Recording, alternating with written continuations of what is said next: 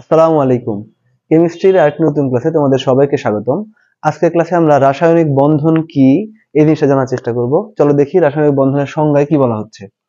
রাসায়নিক বন্ধনের সংজ্ঞায় বলা হচ্ছে অণুতে পরমাণু সমূহ যে বলে আবদ্ধ থাকে তাকে রাসায়নিক বন্ধন বলা হয়।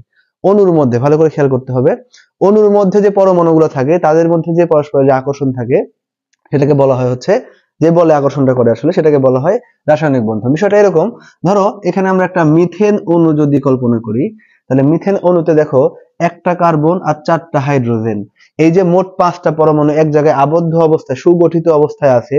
এই যে সুগঠিত অবস্থায় থাকার যে কারণ, যে বলের কারণে এক জায়গায় সুসংগঠিত অবস্থায় আছে, এই বলটাকে বলা হচ্ছে রাসায়নিক বন্ধন। রাসায়নিক বন্ধনটা তৈরি হয় কিভাবে? যখন একাধিক পরমাণু পরস্পরের মধ্যে রাসায়নিকভাবে বিক্রিয়া সংঘটিত করে, মানে এই ক্ষেত্রে ইলেকট্রনের আদান প্রদান বা শেয়ারিং হতে পারে। যেমন ধরো এখানে হাইড্রোজেন প্লাস অক্সিজেন, দুইটা ভিন্ন ভিন্ন স্বতন্ত্র পরমাণু ছিল, অণু ছিল এই ক্ষেত্রে, তো পরমাণু পরমাণু আকারে থাকে মূলত। এই দুইটা পরমাণু একসাথে হয়ে এখানে অণু তৈরি করছে। এই যে দুইটা ভিন্ন ভিন্ন পদার্থ, দুইটা ভিন্ন ভিন্ন মৌল পরস্পরের সাথে এখানে যুক্ত হয়ে কিন্তু একটা পানির অণু গঠন করে।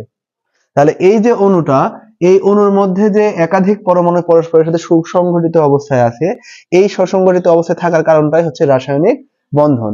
তো এই ক্ষেত্রে হাইড্রোজেন আর অক্সিজেনের মধ্যে ইলেকট্রনের শেয়ারিং ঘটছে, আর অনেক ক্ষেত্রে এখানে ইলেকট্রনের আদান প্রদানও হতে পারে। এই ক্ষেত্রে যেমন সোডিয়াম এবং ক্লোরিন বিক্রিয়া করে সোডিয়াম ক্লোরাইড উৎপন্ন করে।